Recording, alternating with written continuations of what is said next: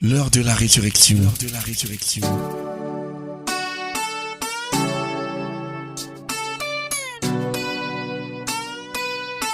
L'heure de la résurrection. L'heure de la résurrection.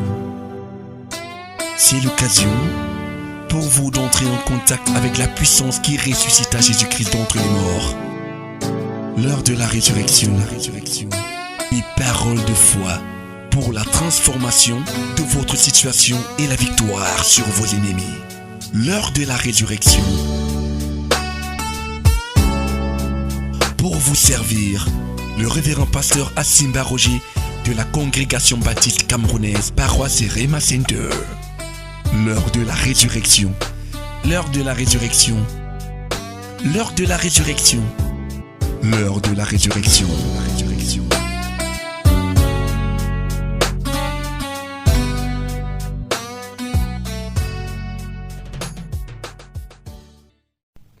Ce matin, nous ouvrons nos Bibles dans Jérémie, le chapitre 39.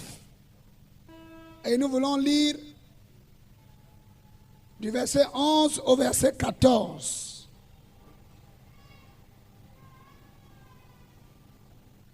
Nebuchadnezzar, roi de Babylone, confia Jérémie à Nebuzaradan, chef de la garde royale, en lui ordonnant: prends-le en charge, veille sur lui,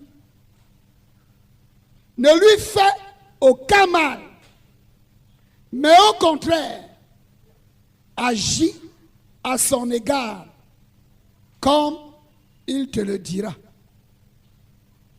Alors Nebuzaradan, le chef de la garde, Nebuchadnezzar, le chef des officiers de la cour, Nergal-Sareser, le général en chef, et tous les généraux du roi de Babylone firent prendre Jérémie dans la cour du corps de garde.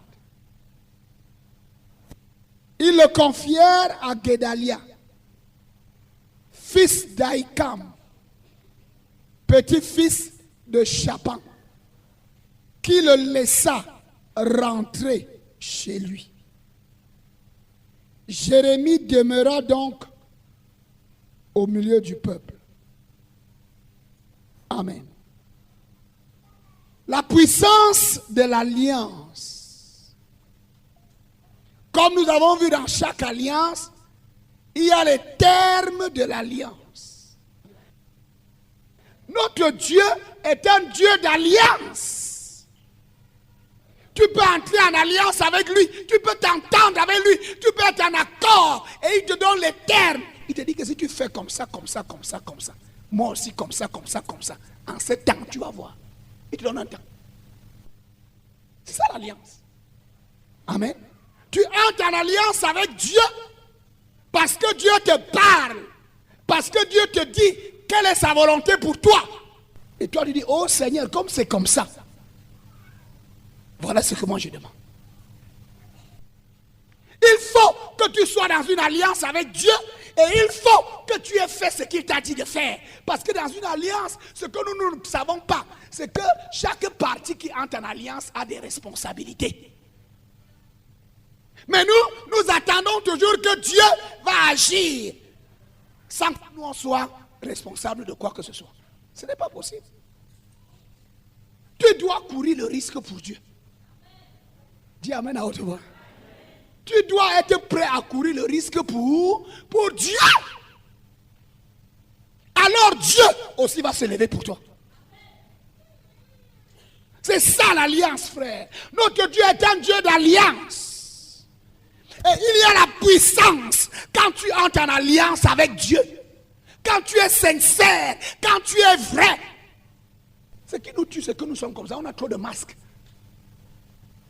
Dans nos relations avec les hommes, il y a trop de masques. Et même quand on vient devant Dieu, il y a les masques.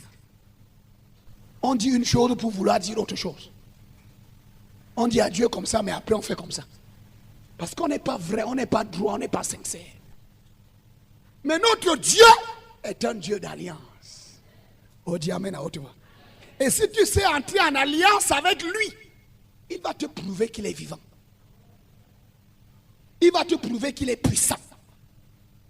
Il va te prouver qu'en dehors de lui, il n'y a pas de Dieu. Amen. C'est ce qui est arrivé à Jérémie. Jérémie était un petit garçon, un adolescent dans la maison de son père. Son père était sacrificateur. Son père vivait dans une ville appelée Anathoth, en Israël, à 5 km de Jérusalem. Une ville de sacrificateurs. Son père lui a enseigné la parole de Dieu. Parce que lui-même, en tant que lévite, devait être un prêtre. Amen. Et la règle chez les prêtres, c'était qu'à 12 ans, un enfant lévite devait connaître tous les 5 premiers livres de la Bible par cœur. C'est-à-dire, ces 5 livres-là qu'on appelait la loi. Est-ce que tu entends ce que je dis? La préparation à être prêtre, il fallait connaître la parole de Dieu. Et tous les enfants des Lévites étaient imbibés de la parole de Dieu. Et Jérémie avait grandi pour être un serviteur de Dieu, pour être un Lévite.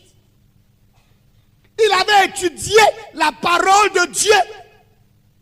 Il était tout petit, mais il connaissait déjà Genèse, Exode, Lévitique, Nombre, Deutéronome par cœur. Comme tout garçon qui se préparait à être prêtre, sacrificateur. À 12 ans. Et pendant qu'il étudiait la Bible, la parole de Dieu, parce qu'il se préparait à cette, Dieu lui a parlé. Amen. Jérémie chapitre 1, verset 1, la Bible dit, ce livre contient les paroles de Jérémie, fils de Hilkiyahu, l'un des prêtres qui habitait à Anathoth, dans le territoire de Benjamin. L'Éternel lui a parlé.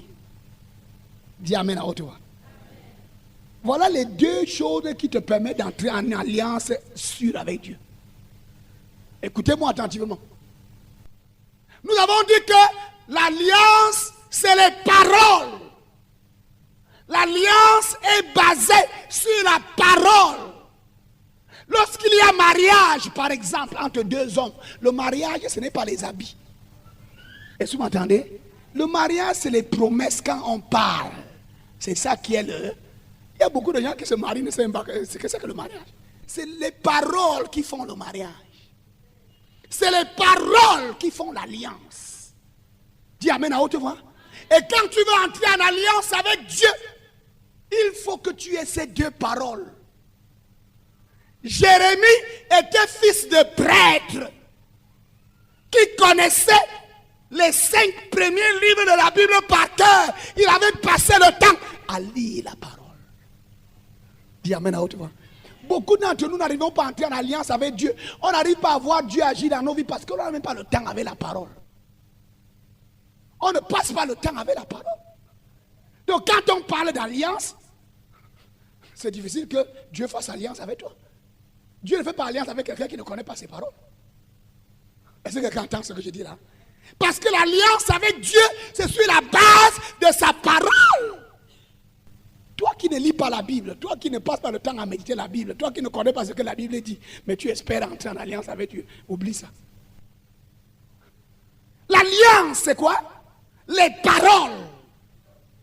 D'abord, tu connais ce qui est écrit, tu étudies ce qui est écrit, tu lis ce qui est écrit, tu passes le temps avec ce qui est écrit. Ça, c'est la première parole. Il y a la deuxième parole, celle que Dieu te donne spécifiquement. Non seulement il connaissait la parole, la Bible, mais il a reçu maintenant une parole. L'Éternel parla. Oh, dis amen à haute voix. C'est là les 2 différentes paroles. Logos, c'est la parole, et Rhéma, c'est celle qui est révélée. C'est quelqu'un qui a les 2 qui peut entrer à une bonne alliance avec Dieu et réussir. Mais tu ne peux même pas recevoir Rhéma si tu n'as pas la base de Logos. La parole logos, c'est celle qui est ici dans le livre. Que tu dois connaître, qui doit être en toi comme un dépôt. Parce que tu as passé le temps avec la Bible. Tu lis la Bible, tu étudies la Bible, tu médites la Bible. Voilà les gens qui se préparent à entrer en alliance avec Dieu. Est-ce que quelqu'un en a? Parce que quand tu commences à passer le temps avec la Bible, tu commences à prêter le temps, l'attention à Dieu. Il commence à te parler dans sa parole. Alors, il peut t'apporter, il peut t'envoyer la parole Réma. Une parole spécifique qui te concerne, toi, spécifiquement. Dis Amen à haute voix. Dis Amen à haute voix. La Bible dit que l'Éternel parla à Jérémie. Jérémie avait déjà le fondement de la parole qu'il étudiait en tant que fils de sacrificateur, qui se préparait lui-même à devenir sacrificateur. Maintenant, Dieu lui a parlé spécifiquement. Dieu lui dit que avant que tu sois formé dans le ventre de ta mère, je te connaissais. Avant que tu sois sorti, je t'avais déjà établi prophète. Tu n'es pas un prêtre, toi tu es prophète. Oh, dis Amen à haute voix. Le Seigneur lui révèle spécifiquement par la parole de révélation son appel. Qu'est-ce que Dieu a pour lui? Où est-ce que Dieu veut qu'il soit? Où est-ce que Dieu veut qu'il aille? Le Seigneur lui a parlé. Oublie le temple. Amen. C'est vrai que tu vas être à mon service, mais pas dans le temple. En tant que prêtre. Tu seras à mon service en tant que prophète. Tu vas parler pour moi. Oh, dis Amen à haute voix. Jérémie dit que Seigneur, tu sais que moi je suis un enfant. Qui écoute les enfants ici? Et Jérémie, c'était un argument. Parce que dans la situation d'Israël, dans la société d'Israël, on écoutait quelqu'un à partir de 30 ans. C'est à partir de 30 ans qu'on savait que tu es un homme, on peut t'écouter. Tu n'as pas 30 ans, Est-ce que quelqu'un entend ce que je dis là? C'est pour cela que Jésus a dû attendre 30 ans pour se faire baptiser et pour commencer à prêcher. Parce que la mentalité des gens de son époque dans la nation d'Israël, tu n'as pas 30 ans, personne t'écoute. Tu es qui? Ah, va dans la maison de ton père ou bien dans la cuisine de ta mère. Tu connais quoi? Tu as quelle expérience? Tu as fait quoi? On a vu. Est-ce que vous m'entendez? C'était ça la mentalité en Israël. Si tu n'as pas 30 ans, on ne t'écoute pas. On ne prête pas attention à ce que tu dis. Et quand le Seigneur dit à Jérémie que moi je t'ai appelé et toi tu vas parler pour moi, arrête les enfantillages. Je suis un Dieu qui est au-dessus des normes humaines. Je fais ce que je veux comme je veux. Et moi j'ai décidé que tu vas parler pour moi. Dis Amen à haute voix. C'était ça la parole spécifique que Dieu donne à Jérémie. La révélation que Jérémie reçoit alors qu'il se prépare à être un sacrificateur. Dieu lui dit, tu es appelé à être un prophète. Verset 8. N'aie pas peur de ces gens, car je suis avec toi pour te protéger, dit l'Éternel. Oh, dis Amen à haute voix. Et puis l'Éternel toucha ses lèvres. Et l'Éternel dit, je mets mes paroles dans ta bouche. Désormais, tu vas parler pour moi.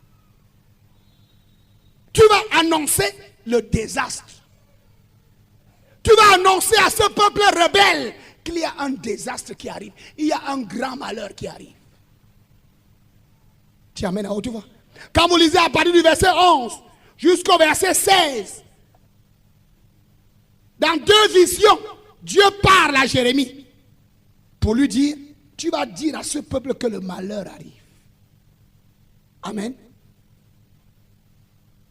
Car je vais appeler tous les peuples des royaumes du nord, dit l'Éternel. Ils viendront et chacun installera son trône devant les portes de Jérusalem, face à tous ces murailles et à tous ceux des villes de Juda. Je rendrai mon jugement contre les habitants de ce pays pour tout le mal qu'ils ont commis, parce qu'ils m'ont abandonné, afin d'offrir des sacrifices à d'autres dieux et de se prosterner devant les dieux qu'ils se sont fabriqués. Toi, donc, mets ta ceinture et lève-toi. Tu leur diras tout ce que je t'ordonnerai. Ne te laisse pas terrifier par eux, sinon c'est moi qui, devant eux, m'en vais te terrifier.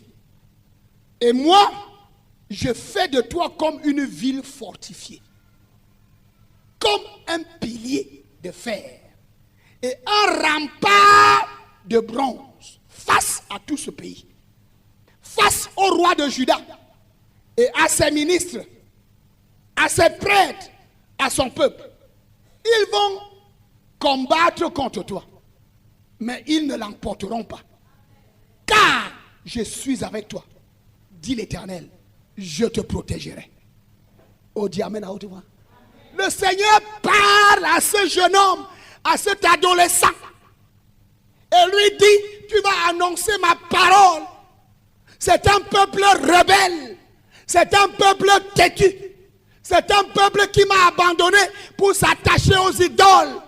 Et le malheur va sûrement venir dans peu de temps. Toutes les nations du Nord vont venir camper devant Jérusalem. Toutes les nations du Nord vont assiéger la ville et vont la prendre. Et je vais livrer ce peuple à leurs ennemis parce qu'ils m'ont abandonné. Tiens-toi tranquille, Jérémie. Comme tu t'engages à faire ma volonté, on va te faire la guerre. Mais n'aie pas peur. Oh, dis amen à haute voix. Comme tu t'engages à marcher comme je te demande, ils te combattront. Ils s'opposeront à toi. Mais moi, je suis avec toi. Oh, ça c'est l'assurance. Ça c'est l'alliance. Parce que Jérémie tremblait. Qu'est-ce qui va m'arriver? Est-ce que je peux résister à tous ces vieillards avec leurs longues barbes? Quand ils vont me regarder avec leurs yeux rouges et qu'ils vont parler, est-ce que je peux tenir? Dieu dit que si tu essaies de trembler, c'est moi-même qui vais te faire trembler. Donc tu vas aller, tu vas dire tout ce que je vais te dire. C'était ça l'alliance. Et il dit que n'aie pas peur. Le malheur va venir. La muraille de Jérusalem va tomber. Les portes de Jérusalem vont tomber. La ville de Jérusalem sera consumée. Mais toi, je bâtis autour de toi une muraille. Oh, tu n'as pas entendu ça. Tu n'as pas entendu ça, mon frère. C'était ça, les termes de l'alliance. La ville sera détruite, toi, tu ne seras pas détruit. Je fais de toi un pilier de fer, une muraille de bronze, que même si on donne des coups dessus, comment? Tu ne vas jamais tomber. On ne va jamais te défoncer. Tu resteras toujours debout. Tout le monde va tomber, toi tu vas avancer. Tout le monde va tomber, toi tu vas rester debout. Parce que je fais de toi un pilier de fer. C'était ça l'alliance. Est-ce que quelqu'un entend ce que je dis? C'était ça l'alliance. Par la parole, Dieu lui promet la protection, la sécurité, la délivrance. Par l'alliance qu'il fait avec Dieu dans sa jeunesse, Dieu lui dit, si tu me sers, tiens-toi tranquille, aucun malheur ne t'arrivera. Tu n'auras pas honte. Oh, dis amen à haute voix. Et c'est ça que beaucoup de gens qui veulent entrer en alliance avec Dieu ne savent pas. L'alliance avec Dieu, ce n'est pas le gâteau, ce n'est pas le miel, frère. Il y a aussi des persécutions. Il faut que tu tiennes ferme. Il faut que tu t'engages. Il faut que tu fasses ce que Dieu te demande. Il faut que tu portes ta responsabilité. Ce que Dieu attend de toi dans l'alliance. Parce que dans une alliance, ce n'est pas seulement une partie qui est responsable. Chaque partie est... Dis amen à haute voix. C'est pour cela que quand tu entres en alliance avec Dieu, il faut d'abord connaître les termes. Ce n'est pas que tu dors, tu fais comme tu veux, tu vas là où tu veux, tu fais ce que tu veux, mais tu attends que Dieu va faire les miracles. Jamais. Tu as une responsabilité. Dieu dit à Jérémie, moi, ce que j'attends de toi, c'est que chaque fois que je te dis, va parler, même si quoi arrive. Même si on s'oppose, même si on te tape. Et si vous lisez l'histoire de Jérémie, c'est un gars qui a prêché pendant 40 ans. Il n'avait pas beaucoup de convertis. Il connaissait les termes de l'alliance. Il connaissait les termes de l'alliance, c'est que Dieu lui a dit que quand je te parle, lève-toi. Si il dit que va parler là-bas, va parler. Si il dit que va à la porte parler, tu vas parler. Si il dit va au temple parler, tu vas parler. Si il dit va au palais du roi parler, tu vas parler. Partout je t'envoie. Je t'envoie chez un général d'armée parler. Va sans avoir peur. C'était ça les termes de l'alliance avec Jérémie. Et moi, je vais te protéger. Moi, je veillerai sur toi. Moi, je ne permettrai à aucun malheur de t'arriver. Oh, dis Amen à haute voix. Ce dont tu as besoin, je te donnerai. Oh, dis Amen à haute voix. C'est ça l'alliance. Tu dois comprendre ce que Dieu attend de toi. Tu dois comprendre ce que le Seigneur t'appelle à faire. Et tu dois le faire de tout ton cœur, avec joie. Oh, dis Amen à haute voix. C'est une affaire personnelle entre Dieu et toi. Tu sais ce que Dieu te demande. Tu sais ce que Dieu attend de toi. Tu ne regardes pas que l'autre, est-ce que l'autre lui fait comme ça? Est-ce que tel fait comme ça? Lui, le même pasteur, est-ce qu'il fait ça? Non. Quand Dieu décide de te bénir, est-ce que tu crois qu'il va regarder que tel est pasteur, il y a un pasteur là-bas, il y a un ancien? Dieu ne regarde pas comme ça. Tu es entré en alliance avec lui. Si tu es fidèle, il est fidèle. Dis Amen à haute voix. Dis Amen à haute voix. Et quand Dieu veut manifester sa fidélité, il va le faire.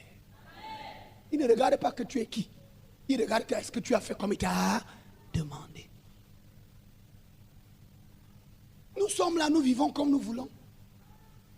Nous faisons ce que nous voulons. Mais nous réclamons les bénédictions de Dieu. Notre Dieu est un Dieu d'alliance. C'est pour cela qu'on l'appelle Jéhovah. Jéhovah, c'est le nom d'alliance. Il entre en alliance avec les humains, avec les hommes, avec les femmes. Il entre en alliance avec les familles. Tu peux entrer en alliance avec lui. Et quand tu es fidèle, selon les termes qu'il te donne, il sera fidèle pour faire ce que tu veux. Oh, dis Amen à haute voix. Et quand tu marches avec Dieu, Dieu est fidèle. Dis Amen à haute voix. Quand tu fais la volonté de Dieu, Dieu est fidèle. Il va te prouver qu'il est fidèle. Ce n'est pas une affaire que ceci, cela. C'est personnel avec le Seigneur. Jérémie a compris. Jérémie a reçu la parole. Quand tu entres en alliance avec Dieu, Dieu te donne sa parole. Et Jésus a dit à Marthe, Marthe, Marthe, tu t'inquiètes pour beaucoup de choses. Ta sœur Marie a choisi la bonne part. Oh, dis Amen à haute voix. Vous connaissez l'histoire, non? Marthe et Marie étaient deux sœurs qui ont reçu Jésus dans leur maison. Le salut est entré dans la maison. La Bible dit que Jésus est entré, beaucoup de gens sont entrés dans la maison. Jésus a commencé à enseigner. Marthe, elle était occupée seulement à préparer la bonne nourriture, la bonne sauce, il faut ceci. Oh, comme Jésus est entré dans la maison avec ses disciples, qu'est-ce qu'ils vont manger? Marthe était occupée là, elle s'inquiétait. Et après, elle découvre que Marie, sa soeur, n'est pas là. Et quand elle regarde, Marie est assise au premier banc. Là où Jésus parle. Marie est assise comme les étrangers. Elle dit, mais Marie là même, c'est comment? C'est la malchance. Qui a gâté l'enfant là comme ça? On a les étrangers à la maison. Elle va s'asseoir au premier banc, alors que c'est nous qui allons recevoir tous ces gens-ci. Qu'est-ce qu'elle fait comme ça? Marthe a fait tout. Elle montait, descend, elle essaie de faire les bruits pour que sa soeur vienne la trouver. Rien. Elle passe même à côté de sa soeur, elle bouscule sa soeur. Sa soeur était là, en train de regarder au premier banc. Et toutes les paroles qui sortaient de la bouche de Jésus, ça tombait seulement. Elle recevait seulement. Elle bouscule même Marie, que c'est comment? Hein? Marie, elle était occupée. Oh, dis Amen à haute voix. Après, elle vient voir Jésus. Elle arrête Jésus. Jésus était en train de... Elle arrête Jésus. Elle a le culot d'arrêter. Elle dit, Jésus, vraiment pardon, je m'excuse.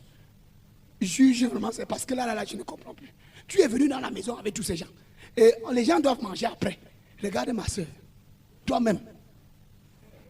Toi-même, regarde. La Bible dit que Jésus a dit, Marthe, Marthe, tu t'inquiètes pour beaucoup de choses. Une seule chose est importante. Oh, dis Amen à haute voix. Tu dois t'inquiéter pour une seule chose. Il y a parmi tes inquiétudes, il y a une inquiétude qui est plus importante que les autres. comment est-ce que tu t'inquiètes à propos de la parole? Le souci de Marthe, de Marie, c'était que Jésus est entré chez moi, il ne faut pas que je rate au premier banc. Que Jésus entre chez moi, les autres arrivent chez moi, ils sont bénis. Moi, je reste encore là avec mes problèmes. Non, je n'accepte pas ça. On dit amen à haute voix. Parce qu'il y a des gens comme ça, hein, Jésus entre chez eux, c'est les autres qui sont bénis, lui il reste, tu avec ses problèmes. Les gens viennent chez lui, les gens reçoivent les miracles, les gens reçoivent les guérisons. Il invite même les gens dans son église. Les gens qui viennent dans son église là sont bénis. Mais lui-même... Jésus dit, Marthe, tu t'inquiètes pour beaucoup de choses. Une seule chose est importante. Ta sœur Marie a choisi la meilleure part.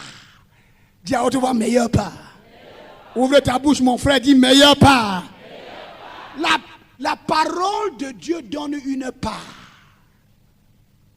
La parole de Dieu n'est pas quelque chose d'abstrait. La parole de Dieu est concrète.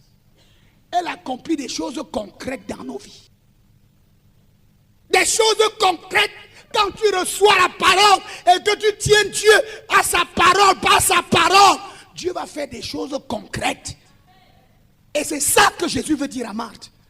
Ton inquiétude devrait être de recevoir la part que la parole donne.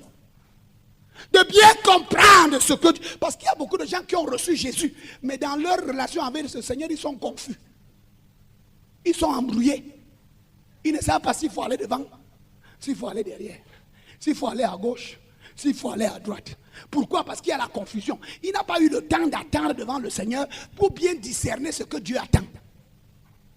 C'est un chrétien superficiel, il est en l'air, il monte, il descend. Il n'est pas fixé. C'est que quand j'entends ce que je dis là, il n'est pas fixé pour recevoir la part que la parole lui donne. Jérémie connaissait la part que la parole lui donne. Il connaissait ce que Dieu attend de lui. Oh, dis amen à haute voix. Et Jésus dit à Marthe, Marie, ta sœur, elle a compris. Le tout n'est pas de me recevoir dans la maison. Le tout n'est pas d'être sauvé. Il faut comprendre ce que j'attends de toi. Pour que tu sois capable d'entrer en alliance avec moi. C'est quand tu comprends que tu peux réclamer. Mais tu ne peux pas entrer en alliance avec Dieu quand tu es superficiel. Ce n'est pas la religion. Il y a des gens, beaucoup ici, qui ont changé seulement d'église. Et j'ai pitié de toi. Si pour toi ce n'est qu'une affaire de changement d'église, tu es malheureux, tu n'as rien compris. Ce n'est pas changement d'église. Rentre dans ton église. Est-ce que tu entends ce que je dis là? Ce n'est pas une question de changement d'église ici. C'est une question de relation avec le Fils de Dieu. Une relation vivante avec lui. Et parce qu'il me parle, parce qu'il m'a demandé de faire quelque chose, je le fais. Amen. Je n'ai rien à voir avec le pasteur, j'ai tout à voir avec Dieu. Le pasteur prie pour moi, le pasteur me donne des conseils. Dis amen à haute voix. Mais je sais que c'est de Dieu que j'attends. Oh, dis amen à haute voix. C'est ça. C'est ça l'alliance. Parce que la parole que le Seigneur te donne, c'est elle qui te donne ton héritage. Ton héritage dans le royaume de Dieu. Ton héritage dans la maison de Dieu. C'est la parole de Dieu qui te donne ton héritage. Si tu prêtes attention à la parole de Dieu, tu vas recevoir d'ici bientôt. Tu vas témoigner. Parce que la parole va produire des choses dans ta vie. C'est la parole qui va te faire porter du fruit. Jésus a dit clairement, si vous demeurez en moi, et que mes paroles demeurent où? En vous. Si tu as fait ce que je t'ai dit, demande tout ce que tu voudras. Et cela te sera accordé. Si vous demeurez en moi, et que mes paroles demeurent en vous, Jean chapitre 15, verset 7, demandez tout ce que vous voudrez. Et cela vous sera accordé. Dieu veut des gens qui entrent en alliance avec lui, qui ont la mentalité d'alliance et qui marchent dans une mentalité d'alliance avec lui. Voilà les gens qui vont glorifier Dieu. Voilà les gens au travers desquels Dieu va montrer sa puissance. Et le monde va découvrir que ce n'est pas le diable qui est plus fort. Parce que quand tu entres en alliance avec Dieu, c'est les paroles. Tu fais ce que Dieu te dit. Tu obéis à la parole de Dieu. Quand tu crois que voilà ce que Dieu dit, et Dieu parle, le problème c'est que nous ne comprenons pas. Amen. La parole de Dieu donne une part. La parole de Dieu donne la meilleure. Tu as choisi la meilleure part. Et personne ne pourra t'enlever ce que tu as choisi. Ce que Dieu te donne par sa parole va s'accomplir. Parce que Dieu n'est pas un homme pour mentir. Dieu n'est pas le fils de l'homme pour se repentir. Ce qu'il t'a dit, tu vas le voir. Et Dieu a dit à Jérémie, aucun malheur ne t'arrivera. Si tu fais ce que moi je te dis, tu seras préservé. Même si le malheur entre autour de toi, je bâtis une muraille. Je fais de toi un pilier de fer. Tu seras toi-même un mur de bronze. Que quelle que soit la force qui vient se heurter à toi, tu ne seras pas ébranlé. C'est ça la promesse de Dieu. Est-ce que tu entends ce que je dis là? Mais fais ce que moi je te dis de faire. Et voilà moi aussi ce que je vais. Les promesses de Dieu sont claires. Et c'est pour cela que nous avons lu dans le livre de Jérémie, le chapitre 39. La Bible dit au verset 1. La 9e année du règne de Sédécias, roi de Juda, au 10e mois, Nebuchadnezzar, roi de Babylone, vint avec son armée à Jérusalem et il en fit le siège. La 11e année de Sédécias, le 9e jour du 4e mois, une brèche fut ouverte dans le rempart de la ville. Vous avez lu ça? Nebuchadnezzar est venu avec ses soldats. Le 10e mois de la 9e année du règne de Sédécias. Il a entouré la ville. Le siège a commencé. Le siège a duré jusqu'au 11e mois, jusqu'à la 11e année, 4e mois. De octobre, 2 ans plus tard, jusqu'à avril, Nebuchadnezzar et toute l'armée de Babylone avaient assiégé la ville. Personne n'entrait. Personne.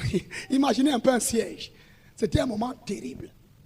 Pendant près de 2 ans, dans la ville de Jérusalem, personne n'entre, personne ne sort. Imagine ça, c'est la situation. Parce que ce que Jérémie, le prophète, avait annoncé, le jour de l'accomplissement était arrivé.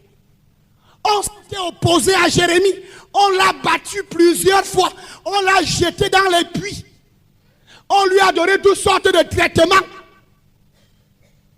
Parce qu'on combattait la parole qu'il leur donnait. Parce qu'on ne voulait pas se repentir. On ne voulait pas reconnaître que c'est l'Éternel qui est Dieu. Mais un jour, ce que Jérémie avait annoncé est arrivé. Le siège a commencé. Et le siège a duré pendant plus d'1 an et demi. Pendant plus d'1 an et demi, la ville de Jérusalem était assiégée. Personne n'entre, personne ne sort.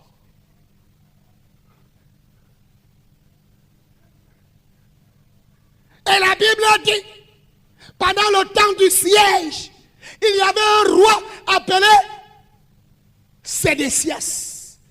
Son père était un homme de Dieu. Son père s'appelait Josias. Le Josias qui avait apporté un grand réveil en Israël. Après la mort de Josias, son grand frère a d'abord pris le pouvoir. Joachim. Nebuchadnezzar est venu le prendre et l'amener en captivité. Il a pris le fils de Joachim, il a mis roi. Le fils de Joachim a été rebelle, on est venu l'enlever, on a mis Sédécias. Sédécias aussi s'est rebellé contre Nebuchadnezzar. Et Jérémie dit à Sédécias, ne te rebelle pas, fais ce que le roi te dit. Sédécias dit non. Et quand le siège a commencé, C'était la consternation. C'était la détresse. C'était la catastrophe dans la ville. Pendant plus d'1 an et demi, imaginez un peu. Personne n'entre, personne ne sort. Toutes les réserves de nourriture et de boissons qui étaient dans la ville étaient en train de s'épuiser. Et non seulement il y avait le siège, mais Nebuchadnezzar et son armée étaient en train de couper les gros bois. Ils tapaient le mur. Boum. Ils prenaient les gros morceaux, les billes de bois. Ils venaient avec, ils fabriquaient des machines. Ils cognaient sur le mur. Boum. Mais comme les murs étaient épais, ça a pris plus d'1 an et demi avant qu'on perce. L'ennemi est dehors, il cogne la muraille. Personne n'entre, personne ne sort. C'était la panique totale dans Jérusalem.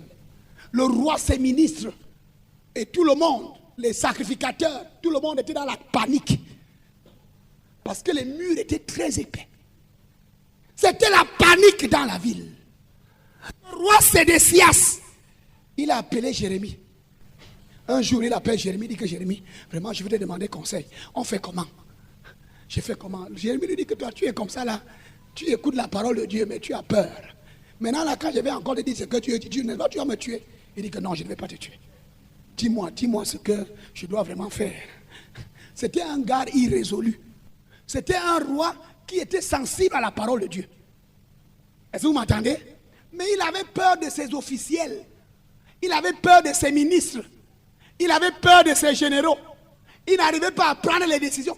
Beaucoup d'entre vous souffrent comme ça, comme on a vu la semaine passée. Comme Jonathan. Ils comprennent la volonté de Dieu, mais ils ne font pas la volonté de Dieu. Parce qu'il a peur. Qu'est-ce que mon père va dire? Qu'est-ce que ma mère va dire? Qu'est-ce que mon oncle va dire? Dieu dit que je dois faire comme ça. Qu'est-ce qu'on va dire dans la famille? Beaucoup d'entre vous sont en train de passer par la destruction et la honte. Parce qu'ils comprennent la volonté de Dieu, mais ils ont peur. C'était ça la condition du roi Sédécias. C'était pas un méchant, mais c'était un gars faible. Faible devant les officiels.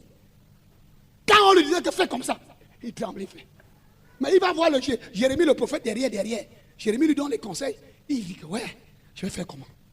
Ça, je vais faire cette affaire-ci comment? Il comprend la volonté de Dieu. Jérémie lui dit que mon ami, si tu veux vivre, sors. Va te remettre entre les mains du roi de Babylone. Voici ce que Dieu dit. Si tu te rends, si tu vas vivre. Tes enfants vont vivre. Cette ville ne sera pas brûlée. Tu vas certes aller en captivité, mais tu ne vas pas mourir. Tes enfants ne vont pas mourir. Tes femmes vont rester tes femmes. Le roi, il dit, ouais, je fais la fête, c'est comment? Il tremble, il monte, il descend. Quand il va encore tenir conseil avec ses ministres, les gars lui disent, parle. Il dit que vraiment, il a peur. Il écoute ce que les gens disent. Le roi Sédécias, c'était un homme irrésolu. Le roi Sédécias, c'était un roi faible, un homme partagé, un homme indécis, sensible à la parole de Dieu, mais indécis. Beaucoup d'entre vous, vous ne souffrez pas parce que tu ne comprends pas ce que Dieu veut. Tu comprends, mais tu es indécis. Face aux hommes, tu as peur. Tu es faible. Tu n'es pas quelqu'un qui sait prendre des décisions. Et avec Dieu, si tu veux voir la gloire de Dieu, tu dois être un homme ou bien une femme qui sait prendre les décisions. Et quand tu prends la décision sur la base de ce que Dieu veut, tu vas voir la gloire de Dieu. Et si tu es quelqu'un qui a peur, tu trembles, tu montes, tu descends, tu commences à trembler. Quand on te regarde seulement avec les yeux, tu seras détruit. Mais ma prière, c'est que tu ne sois pas détruit. Ma prière, c'est que tu ne sois pas détruit. Ma prière, c'est que Dieu touche ton cœur. Ma prière, c'est que tu comprennes que ta délivrance est dans la parole de Dieu. Ta délivrance est dans ce que Dieu dit. Pas dans ce que le monde pense. Dis amen à haute voix. Que ta vie est entre les mains de Dieu. C'est ce que Dieu dit qui est plus important. C'est ça ma prière pour toi. Que tu le comprennes. Si tu n'es pas encore arrivé à cette compréhension, tu ne peux pas voir la gloire de Dieu dans ta vie. Tu ne peux pas voir la puissance de Dieu agir pour toi. Tu ne peux pas expérimenter les miracles que tu attends. Si tu es là, tu trembles, mon grand frère, il va dire comment, hein? Le conseil de famille, quand mes grands frères vont parler, que je vais... Tu ne peux pas voir la gloire de Dieu. Tu ne peux pas. Oublie Dieu. Sédécias a appelé Jérémie. Sédécias a demandé conseil.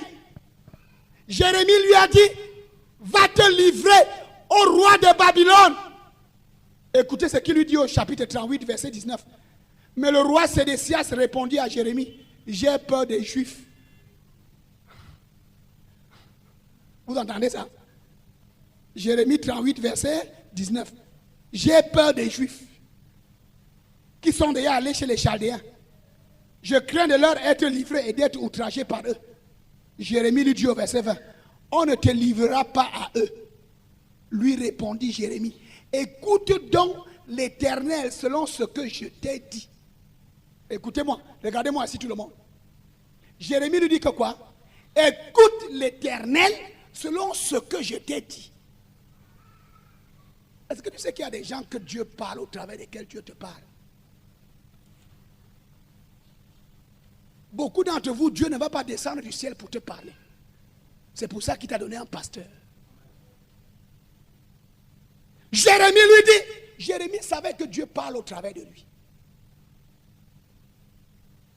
Il n'avait pas peur. Il savait que ce qu'il dit, c'est Dieu qui lui dit de dire. Il dit, écoute ce que Dieu te dit au travers de moi. Si tu fais ce que je te dis, c'est ce que Dieu veut. Tu seras épargné. Oh, dis amen à haute voix. J'ai prié pour beaucoup d'entre vous parce que vous regardez le pasteur comme un... Tu ne connais pas qui est le pasteur. C'est pour cela que beaucoup d'entre vous, vous souffrez. Quand le pasteur dit qu'assois-toi là, tu te lèves, tu dis, ah, pourquoi? Tu commences à philosopher. Comment vous avez appris à philosopher? La philosophie, c'est de remettre en question. Pourquoi moi? Pourquoi c'est ici? Pourquoi ce n'est pas là-bas? Pourquoi? On montre qu'on est des grands philosophes. C'est pour ça qu'on souffre. C'est pour ça. Jérémie lui dit, Dieu te parle au travers de moi. Voici ce que tu dois faire. Personne ne va te toucher. Lui, il continue à avoir peur. Il continue à trembler. Jusqu'à ce que tu comprennes que Dieu parle au travers des gens. Beaucoup de choses ne vont pas changer dans ta vie. Parce que Dieu ne va pas toujours descendre du ciel pour te parler. Il y a des hommes qu'il a choisis pour ça. Tu dois comprendre ça. Et ma prière, c'est que tes yeux s'ouvrent. C'est pour ça que je dis aux gens que tu dois connaître qui est ton pasteur. Et quand tu connais qui est ton pasteur, tu t'attaches au pasteur. Le pasteur doit devenir ton ami personnel. Quelqu'un avec qui tu partages. Je sais qu'il y a des faux pasteurs dehors. Est-ce que quelqu'un entend ce que je dis? Mais tu as le droit de jauger le pasteur, d'éprouver le pasteur. Amen. Il y a les critères qui vont te montrer si c'est un bon pasteur ou bien c'est un faux. Et c'est parce qu'on est faux qu'on n'arrive pas à discerner où est le faux. Mais quand tu prends la décision d'être vrai avec Dieu, quand tu es vrai avec Dieu, Dieu va te permettre de découvrir où est le faux. Est-ce que tu entends ce que je dis là? Quand dans ton cœur tu es vrai avec la parole de Dieu, tu es vrai avec Dieu, Dieu va ouvrir tes yeux pour savoir où est le faux pasteur et où est le vrai pasteur. Et quand Dieu te montre ton pasteur, attache-toi à ton pasteur. Jérémie dit, écoute ce que Dieu te dit au travers de ma bouche.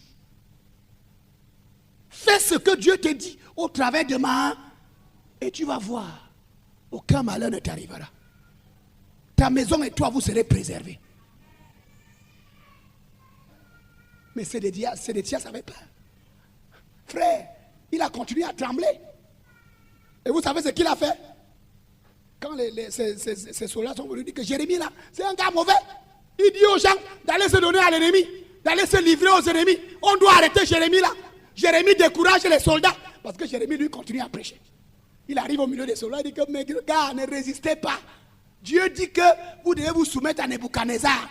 Allez vous rendre si vous voulez vivre, il va au temple, il parle. Ne résistez pas. Voilà ce que Dieu dit. Les soldats de Sédécias sont venus dire à Sédécias, ce Jérémie là, on doit le tuer. C'est un mauvais gars. Il décourage les gens. Le roi Sédécias, qui est parti demander conseil, dit, faites de lui ce que vous voulez. Je ne peux rien vous refuser. Faites ce que vous voulez, non? Ils ont pris Jérémie, ils ont tabassé Jérémie aux fesses. Ils l'ont bien battu, ils sont allés le jeter dans un puits où il n'y avait pas l'eau, il y avait la boue dedans. Jérémie était en train de patauger dans la boue jusqu'au cou. Jérémie est resté là-bas. À cause de quoi? La parole de Dieu. Est-ce que quelqu'un entend ce que je dis? Et la Bible dit que pendant que Jérémie était dans le puits, Dieu a touché le cœur d'un homme. Amen. Jérémie 38, verset 7. Ebed-Melech, un Éthiopien. Ebed-Melech, c'était un gars qui craignait Dieu. Il était au service du roi Sédécias. C'était un noir. Il croyait à la parole de Jérémie.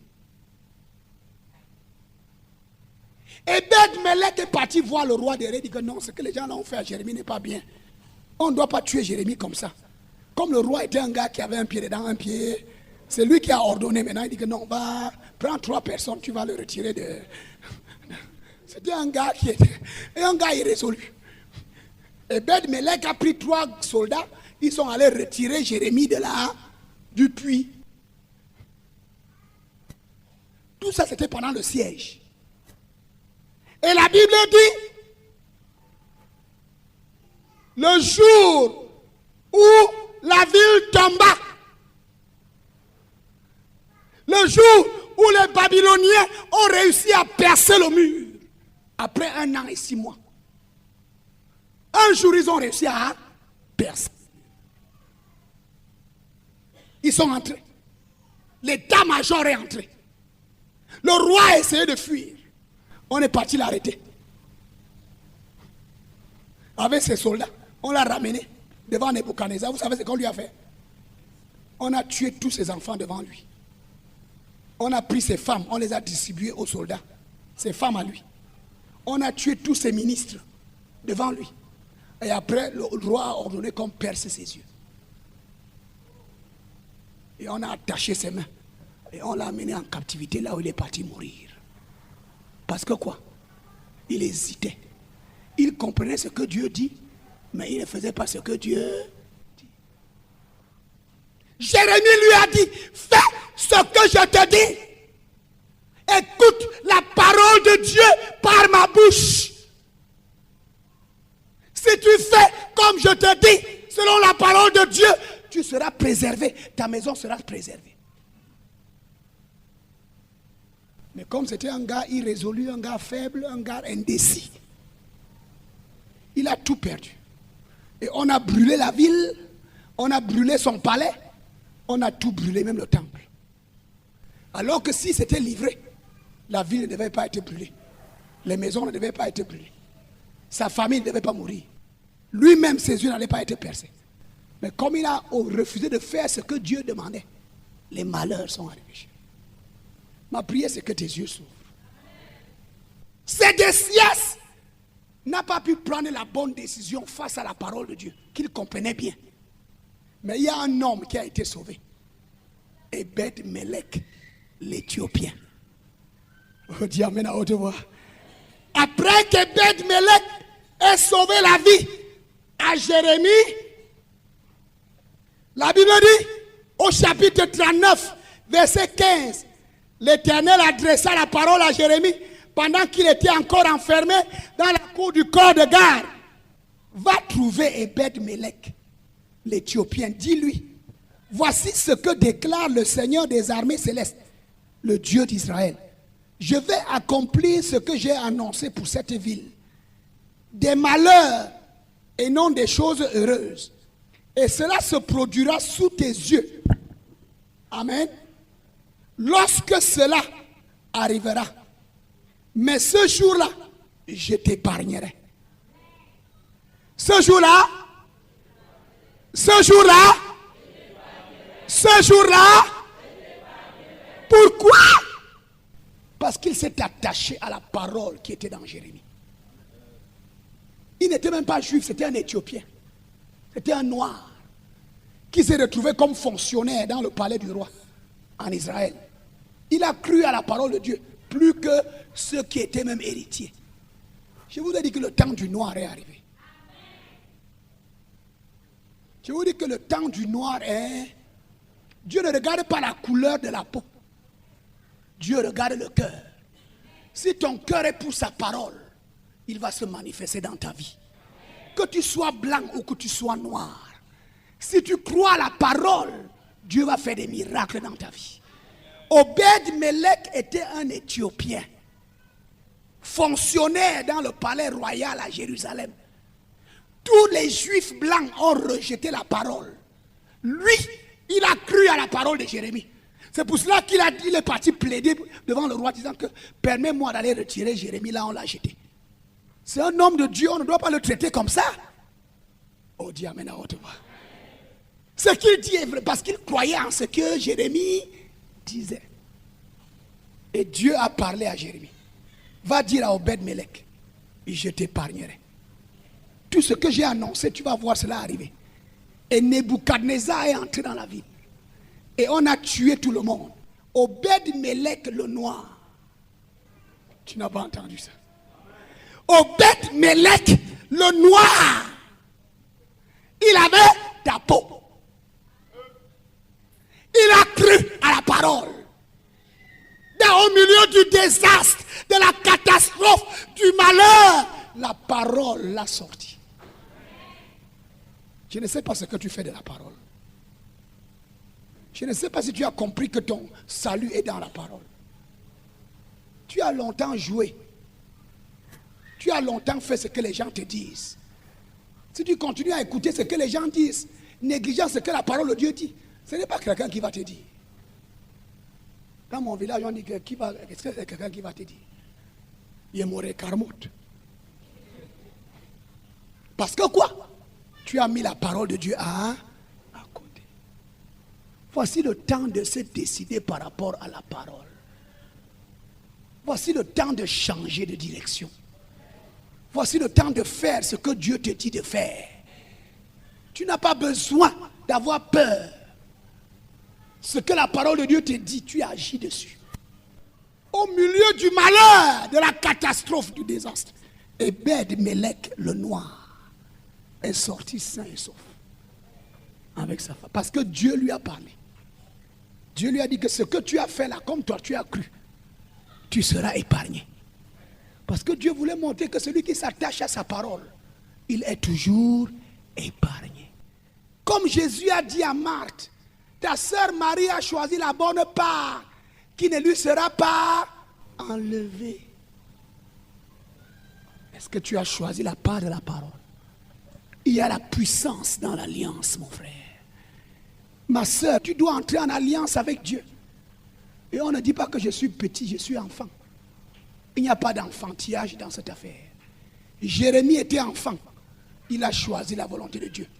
En dépit de ce que les grands de sa famille, de son village, de sa ville, de son quartier, même de la maison de son père. Et le passage que nous avons lu, on a arrêté tout le monde, on a attaché. Les gens là avaient dit attacher Jérémie. Jérémie était couché dans la boue, attaché les pieds et les mains. Mais le roi Nebuchadnezzar, oh tu amènes à haute voix. C'est lui qui a dit que j'ai entendu qu'il y a un homme de Dieu dans cette ville appelée Jérémie. Cherchez-le. Le chef de garde, le chef de la garde royale, il a commencé à chercher. On est parti trouver Jérémie attaché au milieu des gens qu'on était prêts à amener à Babylone. Le roi Nebuchadnezzar dit, écoutez ce que le roi Nebuchadnezzar dit. Nebuchadnezzar, roi de Babylone, confia Jérémie à Nebuzaradan, chef de la garde royale, en lui ordonnant, prends-le en charge. Quand tu choisis la parole va te prendre en charge. Prends-le en charge. Ne lui fais aucun mal, mais au contraire, agis à son égard comme il te le dira.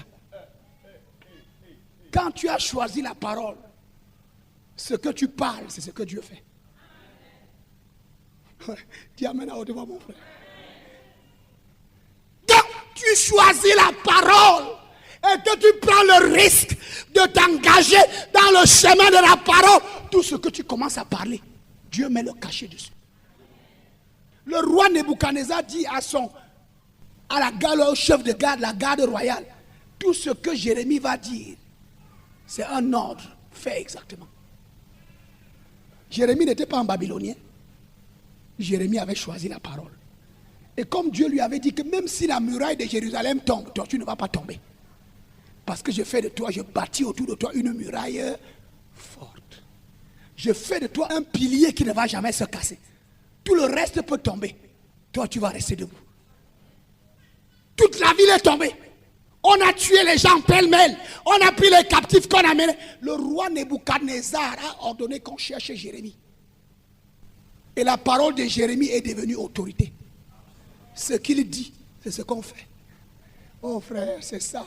Quand tu as choisi la parole, ta parole devient autorité. Quand tu prends le risque de faire ce que la parole dit, Dieu t'élève. Parce que tu as couru le risque. Parce que tu es en alliance avec lui. Tu ne poursuis pas les miracles. Tu n'attends plus que, oh, qu'on prie pour moi. Oh, qu'on me verse l'huile. Oh, toi-même, tu deviens quelqu'un qui produit les miracles. Ce que tu dis, c'est ce qui se passe. Oh, dis amen à haute voix. Ce que tu dis, c'est ce qui se passe. Tu ne cherches plus les miracles t'accompagnent. La Bible dit que voici les miracles qui accompagneront ceux qui auront cru. Quand tu as choisi la voie de la parole, tu commences à produire les miracles. Nebuchadnezzar dit que tout ce qu'il dira, fais-le. Oh, dis amen à haute voix. Ne lui fais aucun mal. Et tout le monde, les captifs, étaient surpris de voir Jérémie qui marchait à Jérusalem avec une garde autour de lui.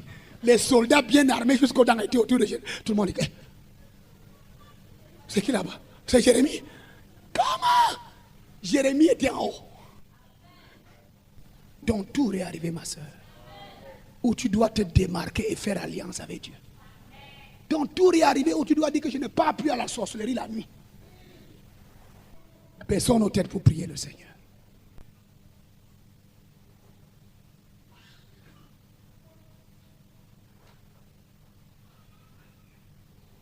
Dis à haute voix, Seigneur Jésus,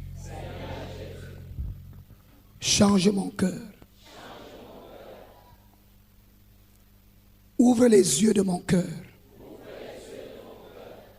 Donne-moi un cœur qui voit clair. Donne-moi un cœur qui comprend ta parole. Donne-moi un cœur courageux. Un cœur qui fait ce que ta parole demande. Quel que soit ce que le monde pense. Quels que soient les commentaires qu'on fait.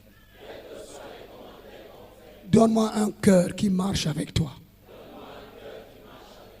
Oh Seigneur, je veux un cœur nouveau. Pour cette fin d'année et pour l'année qui va commencer. Donne-moi un cœur nouveau. Parce que dans ma vie, je veux que mon histoire change. C'est ta parole qui peut changer mon histoire. Change ma vie.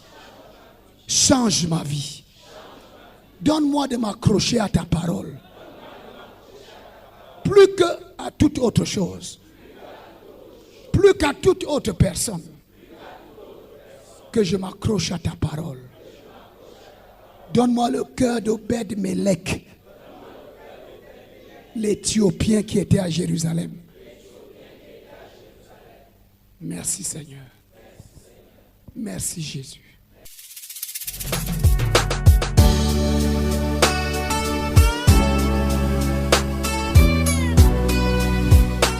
C'est C'était l'heure de la résurrection, présenté par le pasteur Assimba Roger de la congrégation baptiste camerounaise, Rema Center.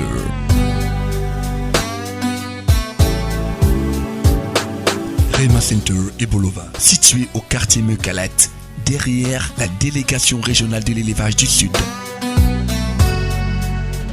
Vous avez écouté ce message et vous désirez nous contacter pour d'éventuelles prières et conseils. N'hésitez pas à contacter nous à ces numéros 674 32 63 81 671 07 14 68. L'heure de la résurrection.